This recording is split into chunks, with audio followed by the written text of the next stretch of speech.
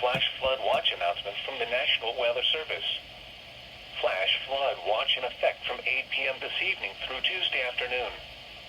The National Weather Service in Mount Holly has expanded the flash flood watch to include portions of southern New Jersey and Pennsylvania, including the following areas in southern New Jersey: Camden. In Pennsylvania, Carbon, eastern Montgomery, Lehigh, Lower Bucks, Monroe, Northampton, Philadelphia, Upper Bucks, and western Montgomery.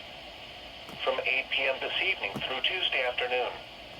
Rain, heavy at times, is expected to begin late this evening and continue through much, if not all, of the day on Tuesday. Widespread rain totals of 2 to 4 inches are likely within the watch area, with locally higher amounts possible. Flash flooding of creeks, streams, urban areas, and areas of poor drainage is possible with the heaviest rain. You should monitor later forecasts and be prepared to take action should flash flood warnings be issued.